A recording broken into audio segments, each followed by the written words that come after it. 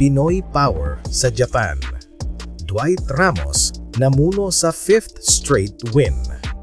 Mga kahoops, patuloy na naghahari ang mga Pinoy sa Japan B-League. Mula sa mainit na kamay ni Dwight Ramos hanggang sa defensive presence ni AJ Edu. Tara't balikan natin ang mga magagandang laro ng ating mga kababayan. At ngayon, alamin natin kung paano nilaro ng ating mga idols ang kanilang mga laro noong Miyerkules. Una syempre, ang gilas stalwart na si Dwight Ramos. Namuno siya sa Levang Hokkaido sa isang dikit na panalo, 95-93 laban sa Saga Ballooners.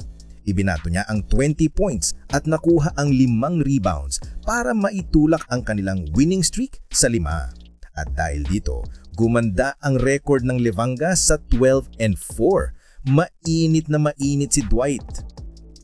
Pangalawa, ang malakas na si AJ Edu.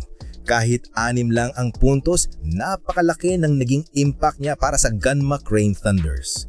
7 rebounds, 4 na assists, 1 steal at 1 block. Ipinakita niya na hindi lang puntos ang kanyang maiaambag. At dahil sa kanya, nanalo ang Gunma sa kanilang ika-6 na sunod na laro. Si Francis Lopez ng Fighting Eagles Nagoya ay nanalo rin. Nagtala siya ng 7 points sa kanilang malaking panalo laban sa Shiga Lakes.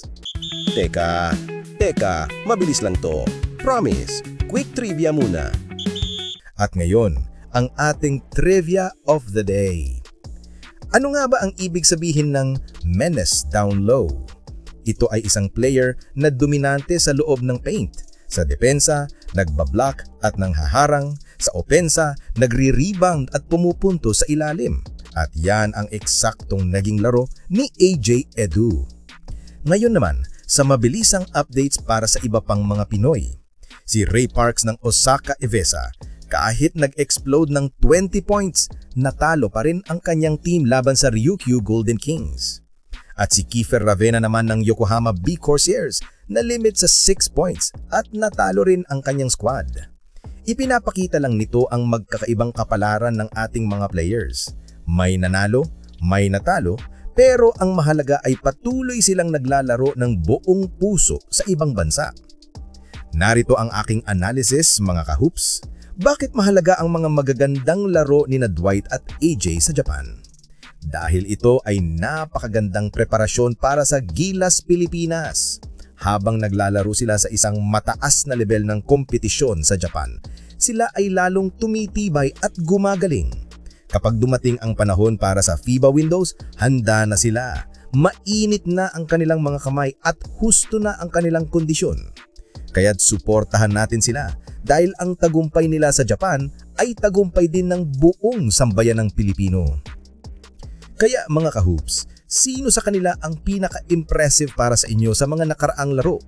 Si Dwight ba na consistent scorer o si AJ na all-around big man? I-comment nyo ang inyong mga shoutout para sa ating mga Pinoy imports. Huwag kalimutang i-like, mag-subscribe at i-ring ang bell para sa lahat ng Pinoy basketball updates sa buong mundo. Better late than never, mga kahoops!